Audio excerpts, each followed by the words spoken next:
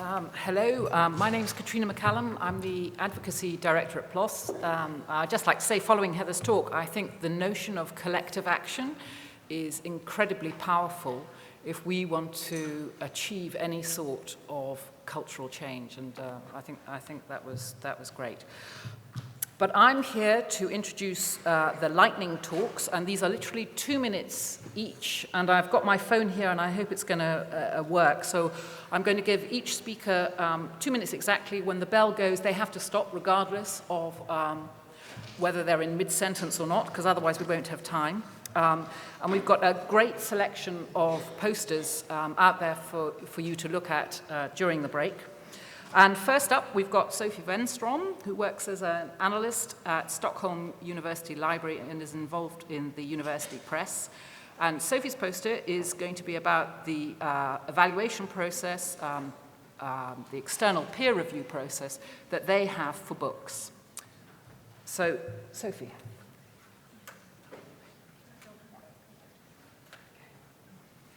Okay, I better not press the button to start yet. Okay, fair enough.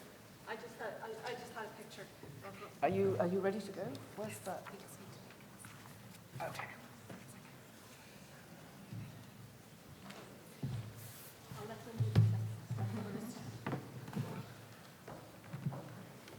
Are the other poster speakers near the front? It might be worth just coming forward just because of limited time. Find a seat. Yeah, great.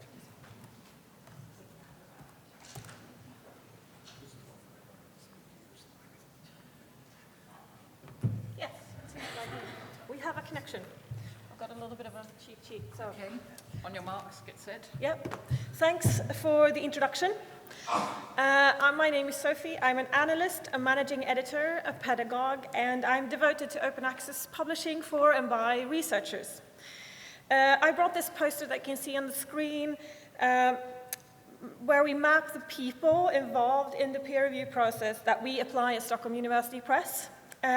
We do it for books, and here we let the experts decide the quality of our publications rather than the market, which is really important for us as a non-profit publisher.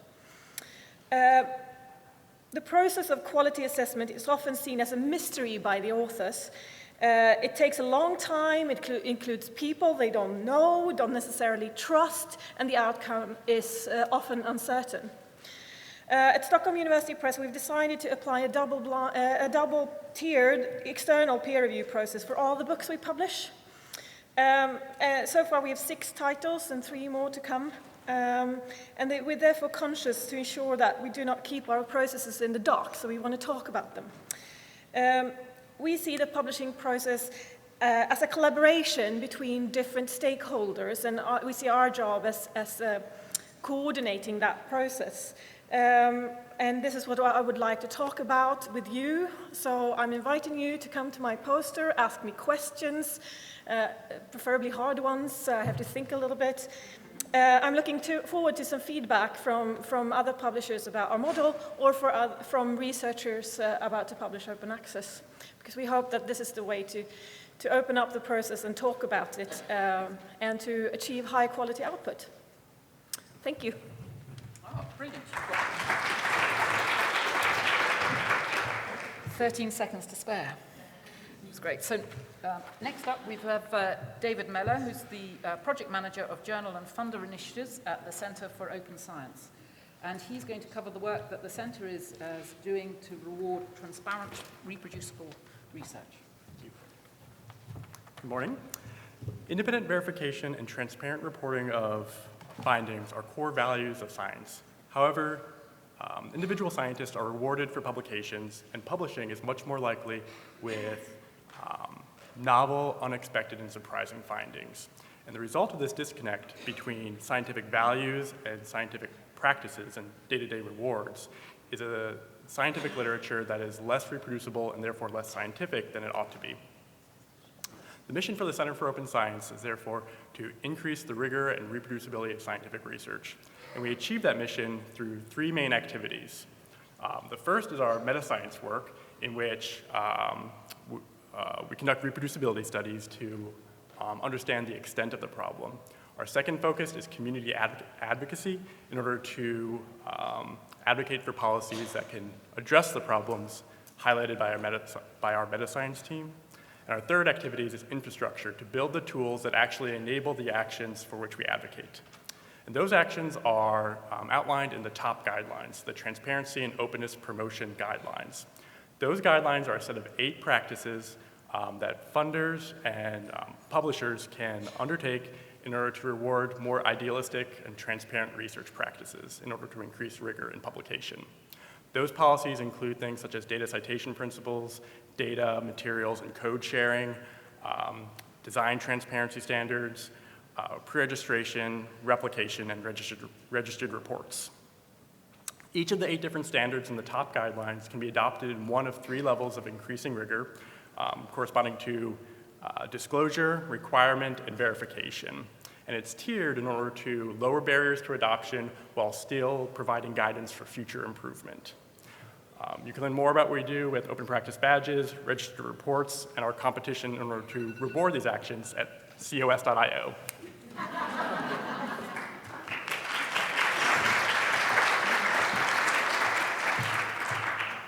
So next up is Rebecca Kennison, who's the principal of KN Consultants and the co-founder of the Open Access Network. Rebecca's worked extensively in scholarly publishing, and I had the pleasure to know her. She was the first employee at PLOS, so it's great to see her back.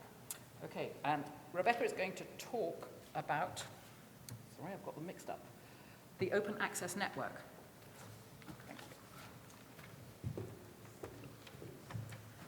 Thanks, Katrina. I've had the pleasure of working with both Katrina and with Layla, one at the beginning and then most recently with Layla. So, and it's been great to work with them and with many of you in this group. And the reason that I'm spending valuable time to say that is because, as Heather's already pointed out, we are part of a network already. And so one of the things that we've been looking at doing individually is sustainable funding, but we haven't really done that in a collective fashion, and that's where the Open Access Network comes in. So later today, you're going to hear from other folks who are working on non-APC funding approaches, and I'd like to emphasize that what we're doing with Open Access Network is complementary to those approaches, and not competitive at all. So we all have the same goal, which is collective funding to provide sustainable open access for the public good. Thanks, Heather, for that great talk. Heather and I didn't even coordinate that, but you'll get the chance to learn more about the Open Access Network from the poster, but here's the highlights. It's a collective funding approach that brings all higher education institutions of all kinds, from community colleges up through research-intensive universities, to bring together collective funding that, and that could be reallocation of funds or new monies from, say, student fees or so on. There's a distribution of the funds that happens to fund publications, projects, and platforms through similar crowdsourcing kind of mechanism. And the focus is initially on humanities and social science, because we're arguing that if we can find a mechanism for sustainable open access in humanities and social science, that will also work in STEM. We know that there are all kinds of discussions about how that works. Come see the poster. Thanks.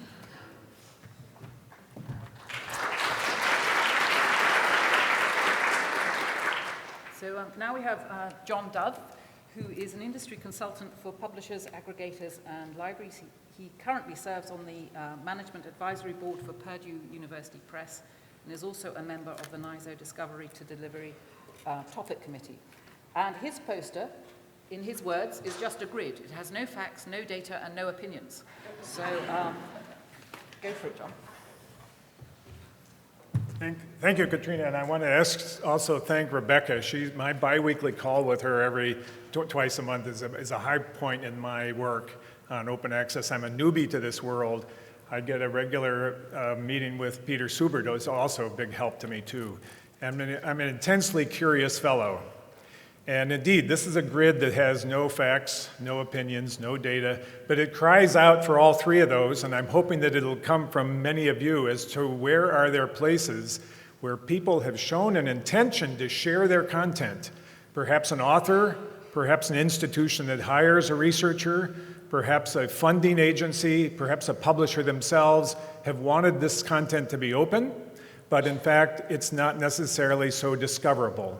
I've added in a couple of columns for monographs and OER, which is not specifically open access, but I think they also have some discoverability problems. So I've said it's with no opinions, but I have a few of my own. If you look at the squares marked number 1, those are in the hybrid open articles. My niece just recently was very proud of being a lead author on an article, peer-reviewed article that was published by a Nature journal, and her company paid $3,500 for it to be open.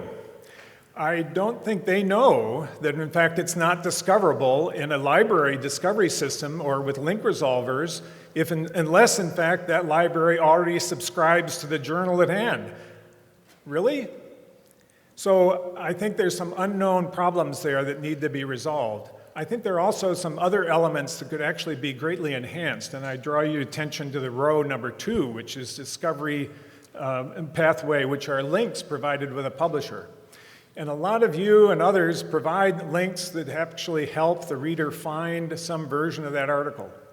And I think there's now emerging some better capabilities that could put together a really good link. So come and talk to us.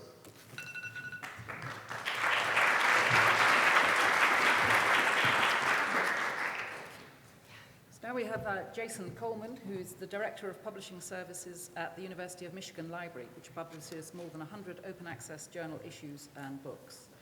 And he is going to talk about Lever Press, which is a digital-first platinum open access publishing initiative. Hi. So I'm here to represent 2 different publishing initiatives that we have going on at Michigan right now. I thought doing one in a lightning talk, that's too easy. Let's do 2. So Lever Press is a digital-first open access press that's collectively funded by the libraries of more than 40 liberal arts colleges, most of them from the Oberlin Group. Michigan and Amherst College Press are partnering to provide editorial and production services for this new press. And the press is committed to publishing under a business model that we're calling Platinum Open Access, which I know has been batted around in a few different ways. That is, open access to these books without any subventions or other fees charged back to the authors, and with a commitment to supporting born digital long-form scholarship. Lever Press's first titles are undergoing peer review right now, and we're hoping they'll be out in 2017. The second thing is Fulcrum. So in 2015, Michigan Publishing got about $900,000 from Mellor to build a publishing platform built on the Hydra Fedora framework. We'd be made available open source as well as a first fee service. And the initial application of this platform is to address the companion website problem. So where authors need a separate website to host supplementary materials like data sets or 3D models or audiovisual materials that are part of their book, but they can't be integrated for the narrative. Rather than forcing authors to strip the richness of these materials away from their books, Fulcrum facilitates flexible integration of these digital objects with the narratives that reference them. It's also designed to expose these works to the existing information supply chain, and it's built on library infrastructure, making its publications durable for the long term. Fulcrum's in its initial beta, and it'll be developed iteratively until its final release in 2018, when it will host the Lever Press. So come by my poster, and I'll tell you why Fulcrum is like a scholarly publishing mullet. I think people are being so good, we're going to finish early. Now we have Diana Marshall, who's the publisher responsible for the strategic development of the BMC series journals. And Diana is going to be talking about a study they have done with 4 of their journals to see whether providing authors with a tool to identify the correct reporting guidelines increases the number of authors who do actually identify the correct guidelines and provide some evidence about following them. Thanks very much. Reporting guidelines are really important for the reproducibility of published research, but there are hundreds of guidelines which authors could be following, and it can be really hard for them to know exactly which guidelines are the most appropriate for their study. We've been working with the Equator Network and Penelope Research on the development and testing of a tool to help authors identify the right reporting guidelines for their study. The tool works as a decision tree, so authors answer very straightforward questions about the study, and they get through to the end where they get a recommendation about the reporting guidelines that they should be using, and a link to those guidelines on the Equator Network, so they know what they need to do in order to follow those guidelines. We conducted a prospective before-after study on 4 of the journals in the BMC series to see whether providing this tool actually made a difference to authors following the correct guidelines. So we started off by adding a question to the submission system, asking authors to confirm that they had followed reporting guidelines and providing a link to the Equator Network website. After about 6 weeks, we added a link to the decision tool so that they would get some support for finding the right guidelines. And we also gave an extra prompt, so if authors said that no guidelines were relevant, they had an extra reminder to use the tool. And the tool did actually appear to have an effect on authors. So once we introduced the link in the submission system, there was a significant increase in authors identifying the correct reporting guidelines for their study, and a significant decrease in authors saying that no guidelines were relevant. So there's lots more details on the poster. Do come past and ask me some questions. Thank you.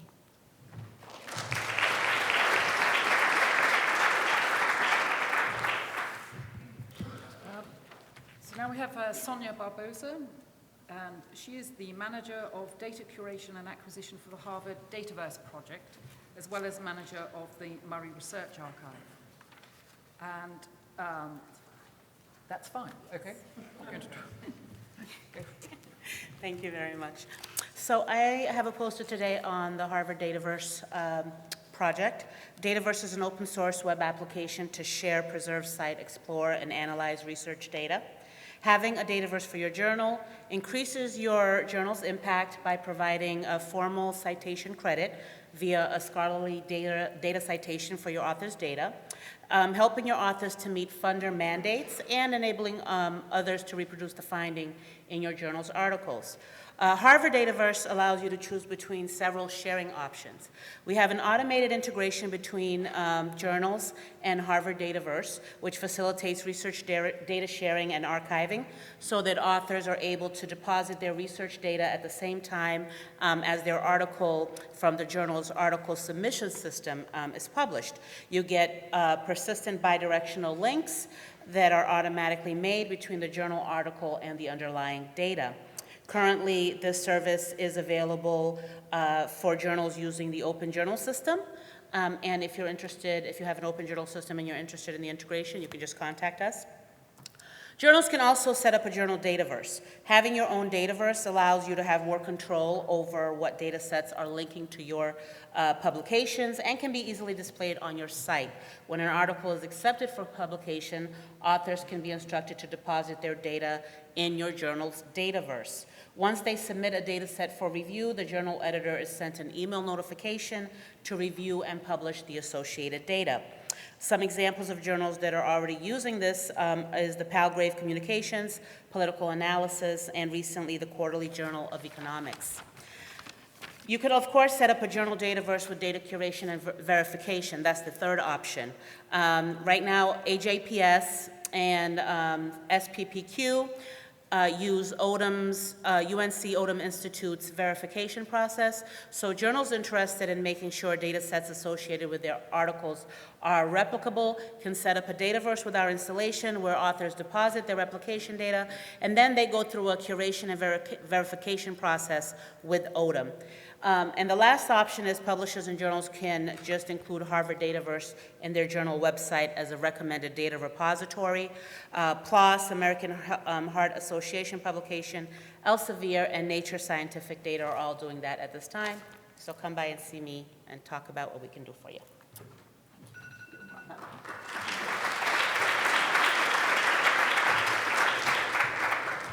And finally, we have Xenia van Edig, who has been the Business Development Manager at Copernicus. And she is going to tell us about the open science approach that they have. This year, Copernicus Publications is celebrating 15 years of interactive open access publishing. And what do I mean with interactive? It's that we not only provide open access to the publications, but also to the peer review process, which basically takes, for half of the journals we publish, place in an open accessible discussion forum. And people can read the reviewer reports. The scientific community is invited to join the discussion prior to formal publication. And on the other hand, we are trying to link the different research outputs to the journal article, being data sets, model code, sample descriptions, and so on and so forth. So if you want to learn more on our approach to open science since 15 years, come and see my poster.